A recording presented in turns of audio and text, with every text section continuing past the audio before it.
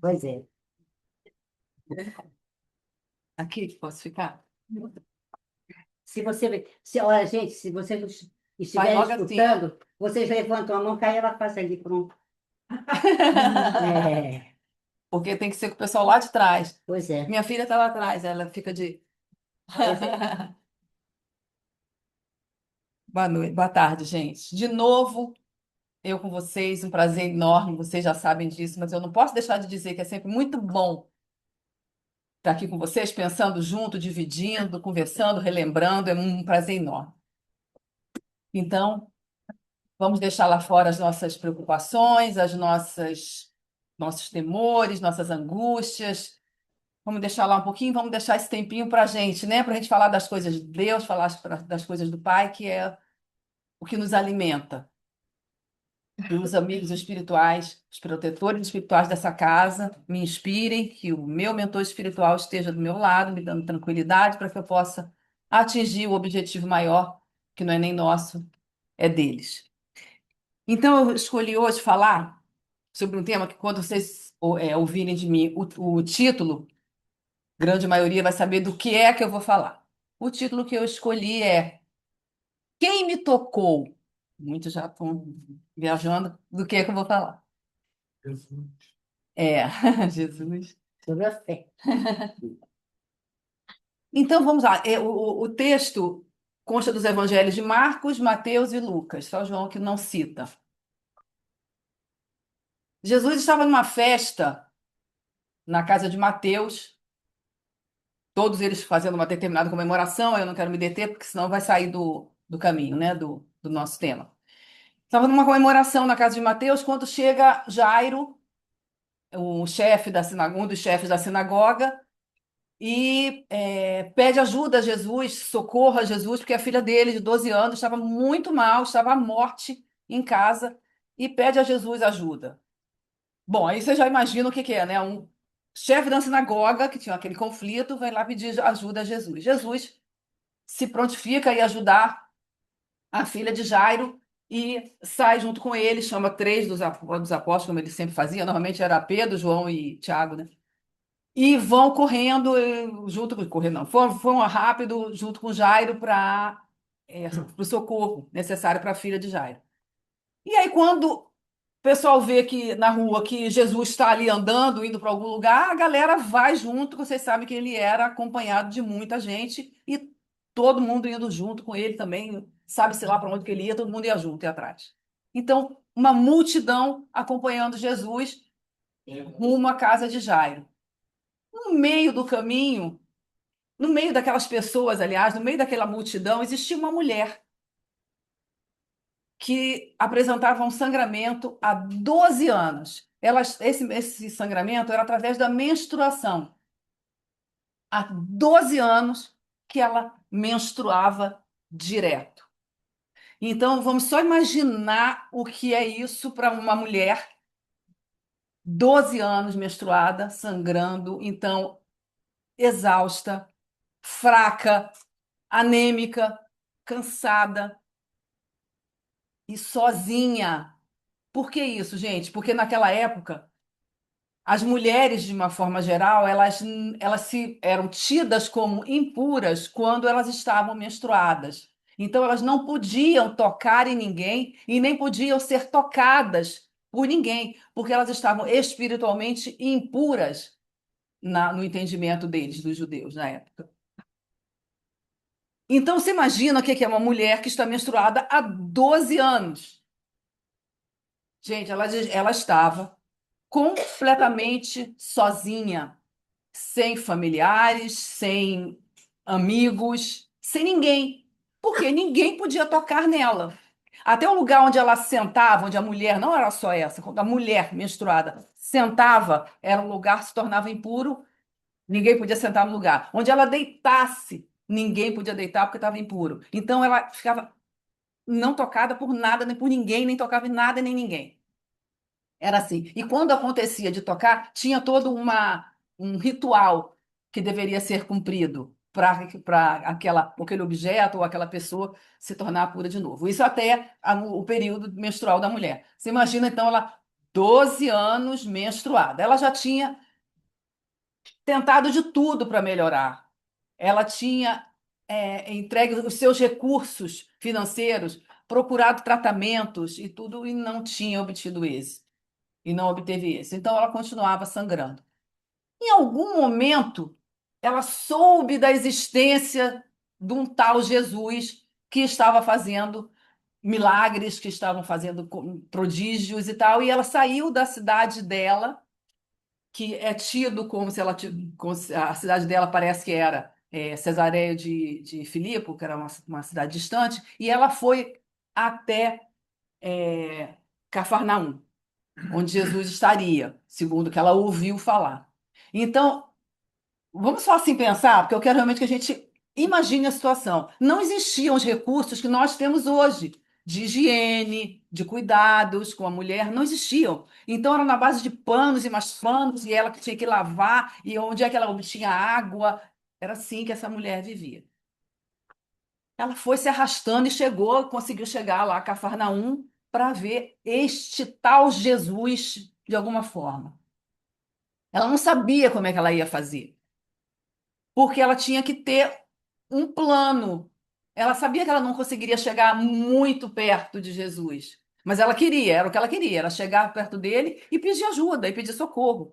E foi criado nela uma fé tão grande que ela falou: se eu conseguir, eu vou ficar curada, está resolvido. Mas como que ela ia fazer isso? Naquela multidão, quando ela viu aquela multidão indo atrás dele, eu não vou conseguir chegar até lá. Aí ela resolveu o seguinte: como a gente precisa ter, né, assim, o pensamento, a ideia e formular, organizar para que a gente realmente consiga obter o êxito, né, cumprir o nosso plano. Ela pensou que ela poderia então tocar só nas vestes dele, porque ela sabia que se tocasse nele, ele ficaria impuro.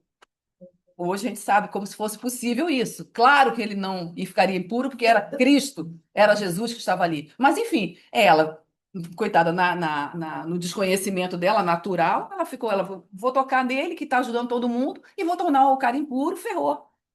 Então ela pensou, já sei, eu vou tocar só na ponta das vestes dele e para conseguir um resultado. Eu tenho certeza que se eu conseguir, eu vou curar, eu vou me curar. E assim ela fez. Aquela multidão toda, ela resolveu ir por um caminho, e sem que ninguém visse, sem que ninguém notasse.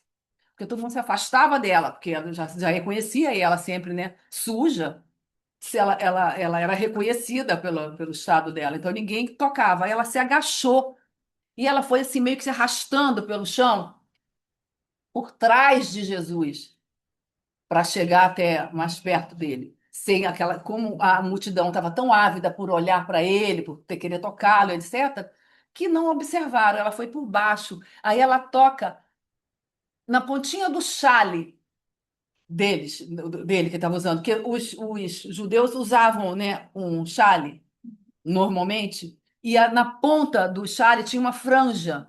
Isso era a tradição deles. Acho que ainda usam. Tzitzit, que é o nome da franjinha, ainda tem um nomezinho. É uma franja que é bordada com uma linha azul. Tem toda uma história até muito bonita, assim, porque eles dizem que aquilo é uma representação, representa os mandamentos de Deus. É para que quando as pessoas olharem para aquela criatura usando o xale, eles possam lembrar que os mandamentos, os 10 mandamentos, os mandamentos de Deus são para serem cumpridos. Então, tem uma representação bonita nisso, né? E alguns escritores a interpretam como sendo, como se a mulher que sangrava, como se ela tivesse tocado nessa franja, nesse local, assim, propositalmente. Isso não fica claro, não. Me parece mais assim fácil da gente compreender, talvez, ou de aceitar, que ela apenas tocou porque ela queria tocar na pontinha da pontinha da pontinha para poder não ter, para não contaminar o Cristo. Era só isso.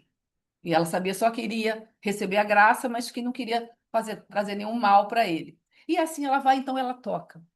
Toca e fica lá quietinha. Só que pouco depois que ela tocou, Jesus para e fala: Quem me tocou? Quem me tocou?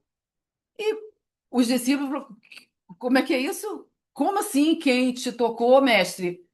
Todo mundo aqui está tocando no senhor. Todo mundo querendo. Ele falou: não, alguém me tocou. Aí, mas como a gente vai saber quem foi esse senhor? Tá todo mundo segurando no senhor, todo mundo querendo tocar no senhor. Ele falou: não, alguém me tocou, porque de mim saiu virtude. Olha que coisa muito bonita, gente. Tem algumas traduções que dizem assim, que de mim saiu poder. Mas eu adoro essa que Marcos fala que é de mim saiu virtude. É muito bonito, né? Como assim o mestre Jesus falasse que dele saiu virtude? Ela, todo mundo calado, né? Os discípulos dizendo que não sabiam quem era, todo mundo tocando nele, ali pegando ele pelo caminho afora. Aí a mulher fala assim: é de mim que ele está falando, com certeza, porque eu fui lá e toquei, tá todo mundo aquele tumulto, mas eu fui lá e toquei mesmo, com vontade, né? Aí ela confessa. Ela fala: Senhor, fui eu que toquei no senhor. Aí ele diz: Você, eu toquei só na franja e tal. Ela fala, e ela conta, aí não falam com detalhes, mas ela conta a história dela, resumidamente, o que ela está passando, né? Que ela está sangrando e tudo. Aí ele diz para ela: Filha, vá em paz, a sua fé lhe salvou. Fique curado desse mal, que você fique curada desse mal. Então, olha só, gente. É uma passagem tão pequena, mas olha como ela é rica. Primeiro que ele chama ela de filha. Gente, há 12 anos que ela não é filha de ninguém, mãe de ninguém, esposa de ninguém, amiga de ninguém, nem nada, porque ela está sozinha. Porque ela não pode estar com ninguém, porque ninguém pode estar com ela, tal, tal, tal. Então, há 12 anos que ela era sozinha. Então ele fala e chama ela de filha. Nesse momento, ele traz ela, uma delicadeza, assim, uma ação social de trazê-la de novo para o meio social, para a sociedade. Vocês acham que ele não sabia quem tinha tocado nele? Vocês acham que ele não sabia qual era o problema dela? O que que ele perguntou? Certamente ele já perguntou de propósito, para estimular a acontecer isso. Ela ter que se colocar, ele responder e tal, e se dar todo esse processo de reconhecimento da cura dela na frente de todos, para que ela possa de novo assumir o lugar dela na sociedade como pessoa, como uma mulher. Porque antes ela estava afastada. Como é que ela ia dizer assim, mas eu me curei? Quem é que ia acreditar? Depois de 12 anos ela sangrando.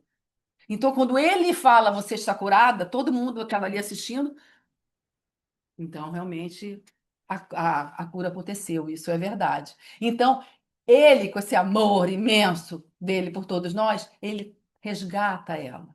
Ele chama ela e traz a cura. E olha como é que é bonito assim também, pelo menos me chama a atenção. Ele fala assim: a tua fé te salvou. Ele não fala a tua fé te curou só, porque era muito mais do que a cura, era muito mais do que parar o sangramento, era a salvação da vida dela. É ela voltar a viver, a poder estar onde as outras pessoas estivessem, ela viver, que até aí ela estava sempre escondida. Então é muito bonito como é importante que a gente tenha essa visão que ela teve de, primeiro, olha, não se entregar, não desistir. O que ela passou não foi fácil, gente, durante 12 anos, tentando todos os recursos que a medicina da época oferecia, já tinha tentado e não tinha conseguido. Gastou tudo. Parte financeira dela, ela não tinha mais para onde apelar. E ela foi com a alma aberta, com a certeza, só de ouvir falar no Cristo. Ela não o conhecia como nós conhecemos. Será que a gente tem uma fé assim, mais ou menos parecida, conhecendo ele? Ela nem o conhecia, ela só tinha ouvido falar. Mas ela se entrega. Então ela faz o quê? Ela planeja. Ela para e ela planeja o que é que ela deveria fazer, como é que ela deveria agir para conseguir se aproximar dele. Que a parte dela era isso, ela queria se aproximar dele. E aí me chama a atenção quando ele diz assim, que de mim saiu virtude. Ele não sabia, né? Teoricamente, ele não sabia que ela estava ali para obter, como nós, tantos outros, a gente sabe, né? O cego, o paralítico, que estava na frente, estavam trocando ideia com ele. Não. Ele estava andando, indo para uma direção e ela sozinha chega por trás e tal e toca sozinha. Gente, isso é um exemplo da fé que nós precisamos estimular dentro de nós. Porque quando a gente vem, por exemplo, um trabalho de cura, há ali uma troca. Muitas vezes a gente vem e acha que é só a gente receber a oração, receber o passe e pronto. E nosso trabalho, nós que estamos ali recebendo, nós, cadê, qual é o trabalho que nós precisamos fazer? É a gente puxar de lá de dentro de nós a fé e nos entregarmos a Ele, a Deus, ao Pai, à espiritualidade maior, a Jesus, buscando aquela cura desejada, aquela necessidade, seja qual for. Porque o médium vai estar ali fazendo o trabalho dele, orando, querendo bem e tal, exercitando, mas a pessoa também tem que fazer essa troca. Por isso que às vezes a gente fala assim, engraçado, eu frequento, eu vou lá, mas não consegui nada ainda. O que será? Então o trabalho tem que ser dos dois lados, né? Os médios, os trabalhadores, aqueles que estão ali que se colocam à disposição da espiritualidade apenas para serem intercessores, são intercessores, dão de si, também, claro, mas a pessoa que vem precisa fazer esse exercício também. Aliás, eu quero fazer um comentário uma pessoa que veio aqui já há algum tempo, acho que foi ano passado, foi tanto tempo assim, não. Ela me falou que ela falou assim para mim, ela nunca tinha vindo. Falei, quando você quiser, vai lá, você vai gostar e tal. Ela veio, uma terça-feira. Aí ela disse, Celeste, eu fiquei tão surpresa porque é tanta gente orando por mim, que ela foi, receber o passe lá dentro, depois e tal. É tanta gente orando por mim sem me conhecer. Que engraçado isso que vocês fazem, né? Aí eu falei, que pra gente é tão natural, né? É o nosso trabalho.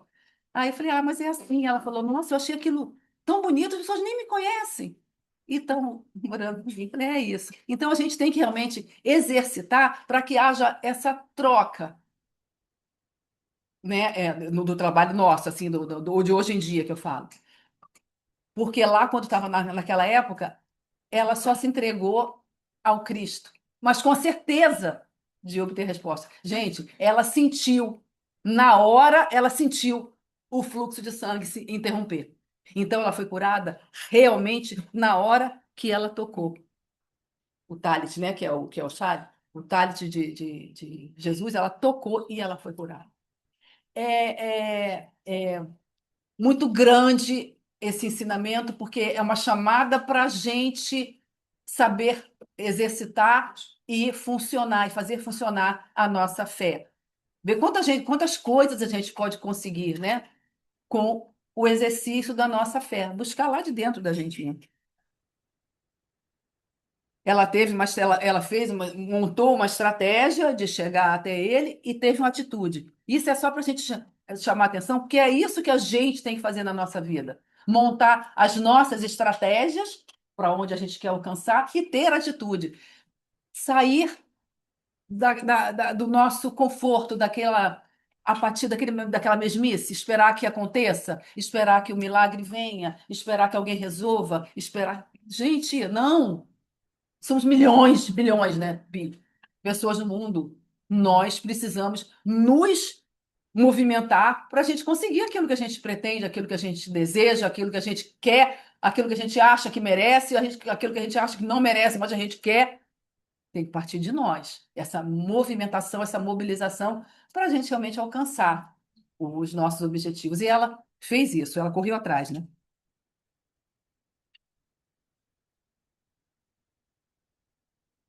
Quando Jesus, quando Jesus pergunta para eles quem me tocou, é uma chamada também para nós, para a gente pensar toca, se a gente toca em Jesus quando a gente faz as nossas orações, as nossas preces, será que a gente toca nele, a gente alcança? Ou será que é da boca para fora? Outro dia, numa palestra, não sei se foi da semana passada, a Sara até falava sobre a coisa da oração, que tem gente que fala, poxa, mas eu não sei rezar e tudo isso, e realmente tem muita gente que fala isso.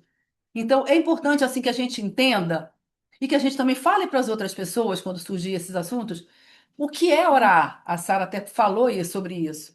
A gente só conversa, basta conversar. Claro que as orações escritas já, ok, tem valor, se a pessoa quiser ler ou tiver decorado, mas falar com o coração, claro que tem valor. Mas deixa de ter o valor mesmo aquelas que fazem corrida só decorado. Aí realmente é só uma fala, é um texto qualquer. Mas não, nenhuma dessas é necessária. A oração é nós conversarmos, e a Sara falou sobre muito isso, muito sobre isso. É conversarmos com o Pai. Senhor, olha só, tá, eu estou preocupada, está acontecendo isso assim, assim, assado, por favor, me ajuda, faz isso assim. Enfim, me socorre aqui. Não precisa falar o que, que ele tem que fazer, que ele sabe, mas a gente faz. Eu peço também que seja assim, assim, assado. Então, assim. Mas aí não precisa, basta a gente apresentar a nossa dor, né? A gente não faz. A gente apresenta o nosso problema, a nossa preocupação, a nossa dor. A gente conversa, isso é orar. Isso é orar. Aí eu lembro sempre dela, quando às vezes eu vou sair, né, tô corrida para alguma coisa, eu falo, putz, orei só de cedo, tal. Aí vou pelo caminho, aí faço uma oração rápida, indo pro carro para pegar o carro lá embaixo no elevador.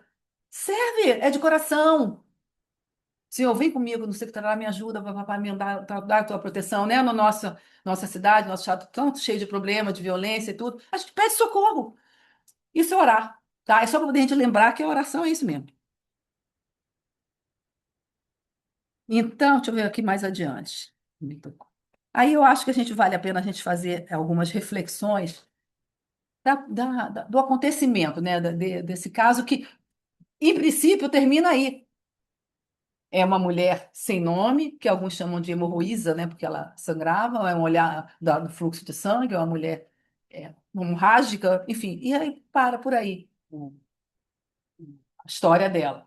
Mas aí vale a gente refletir para a gente poder aprender a ter essa disciplina de fazer os nossos planos para a gente poder sair de dentro de nós para obtermos o que nós desejamos, não ficarmos na apatia.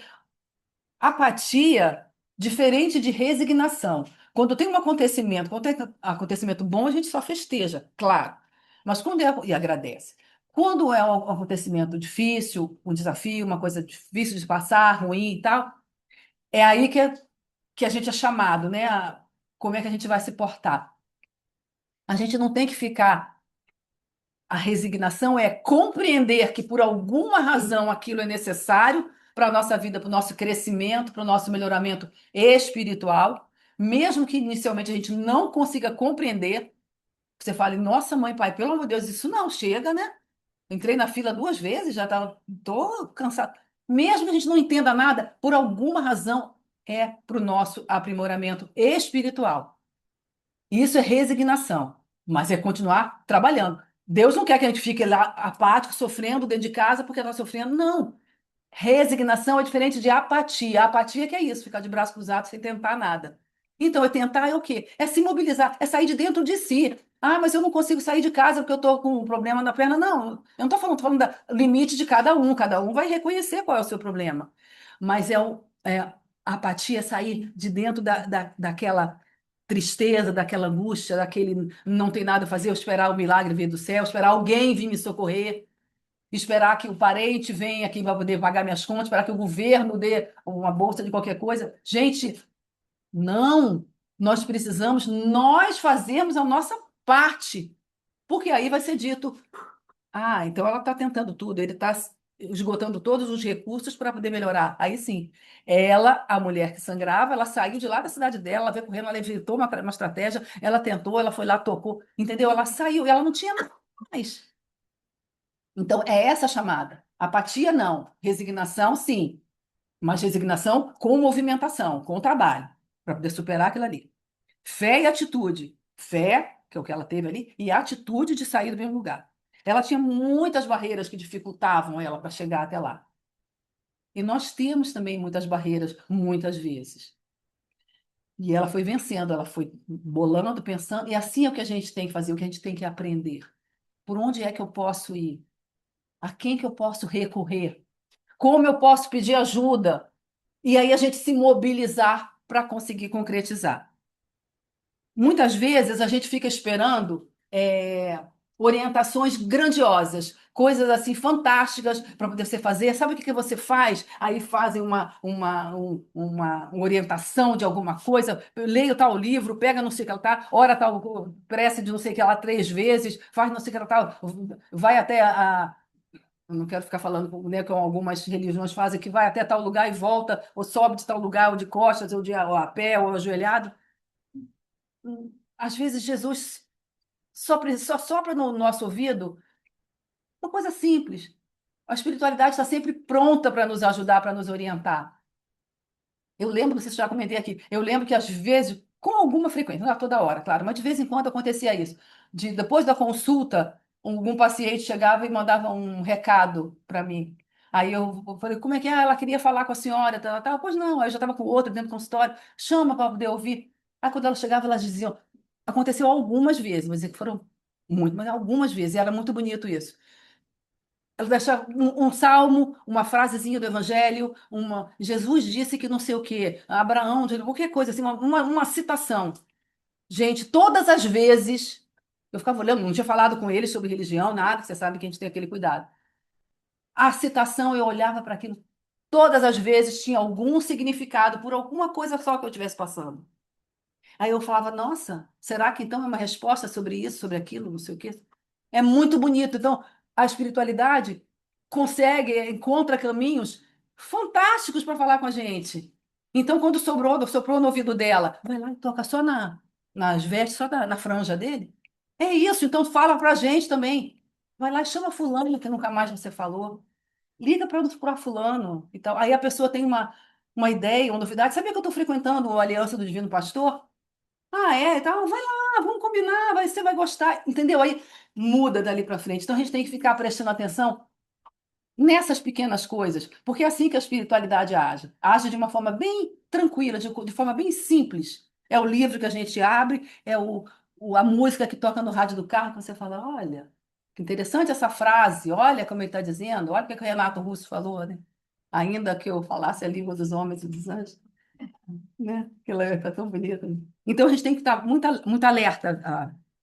E muitas vezes nós também sangramos na alma, né? Muitas vezes a gente sofre tanto, a gente sofre assim como se fosse uma hemorragia, ou talvez assim uma anemia emocional, uma dor tão grande. E essa perda assim do contato com a espiritualidade que acontece quando a gente está muito tenso, muito angustiado, muito preocupado com alguma coisa, há um esvaziamento da relação com o mundo espiritual, e isso nos traz adoecimento, muitas vezes. Adoecimento físico, adoecimento emocional, discussões, desentendimentos na vida doméstica ou social, perda financeira. Isso é o desequilíbrio que às vezes acontece na nossa vida, com nossas emoções, com o nosso pensamento, com a nosso interior, e aí a gente se desequilibra totalmente. Precisamos estar muito atentos a isso, porque isso causa muito sofrimento. E aí a gente podendo evitar, né, se equilibrar antes disso acontecer, quando começar, a gente precisa estar atento. Quando começar o desequilíbrio, a gente precisa estar de caramba, acho que agora eu estou começando a me desequilibrar. Como a gente sempre fala, descer é mais fácil do que subir. Então, quando a gente desce na tristeza, na angústia, na depressão, na preocupação, na coisa para baixo, acho que isso vai acontecer, não tem jeito e tal. Quando você desce, é fácil descer, porque você fica lamentando. Para subir, é como se fosse uma escalada, é mais difícil. Então, vamos parar na metade do caminho, quando a gente perceber, para ali e tenta resgatar, subir de novo, tal. Não, olha só. Isso tudo tá só na minha ideia, tá só no meu pensamento, tá só na minha preocupação. Eu estou me preocupando, eu estou me ocupando previamente, eu estou ocupando a minha mente antes da coisa acontecer. Então levanta e sobe, né? Para a gente não deixar cair. Agora, vale a pena a gente pensar também que é o seguinte, olha, muitas vezes a doença é a cura. Como é isso? É a doença que nos chama a atenção para certas modificações necessárias, para a gente ir por outro caminho, para a gente trilhar um outro caminho. Muitas vezes é através da doença. Que você aprende, você fala, caramba, eu não tinha reparado isso, então eu tenho que mudar. Então a doença é a cura muitas vezes. E a gente também tem que aproveitar. E às vezes é uma má escolha que acontece no caminho da nossa vida, e aí que faz com que a gente enfrente determinadas situações, é a cura. É para aproveitar logo e parar naquilo ali e falar, cara, onde é que eu estava indo? O que é que eu estava fazendo? Então vou rever, vou refazer esse passo. Volta e refaz e pronto. É isso. É voltar, "Ah, mas agora já era." Não, não já era nada. Refaz o caminho, se levanta e segue. Isso é importante. Porque Jesus não quer, ele não faz apenas assim a cura de doenças. Ele cura pessoas. E às vezes na nossa pressa, a gente só quer melhorar. A gente só quer a cura do mal que está nos afligindo, só quer a cura da dor e está tudo bem, vamos em frente. Mas ele não quer isso. Ele quer nos curar e não curar a doença que nós estamos portando. Ele quer curar a pessoa que nós somos. E a gente precisa estar abertos a isso, a receber dele essa cura. Porque é isso que ele, para isso que ele tanto trabalha em cima da gente, né?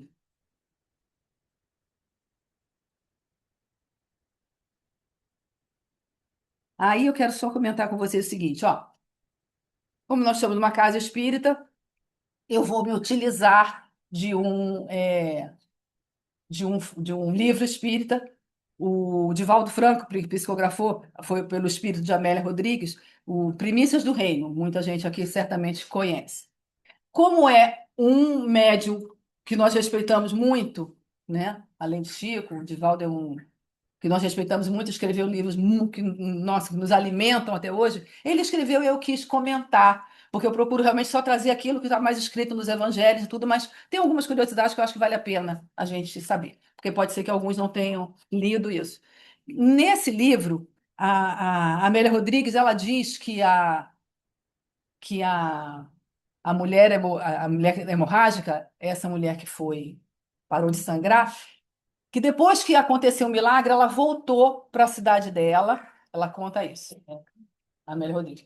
Ela voltou para a cidade dela, as pessoas ficaram muito apavoradas, porque viu que ela estava curada, blá, blá, blá, e depois ela voltou para Galiléia. Ela voltou para Cafarnaum, para Galiléia, e começou a seguir Jesus.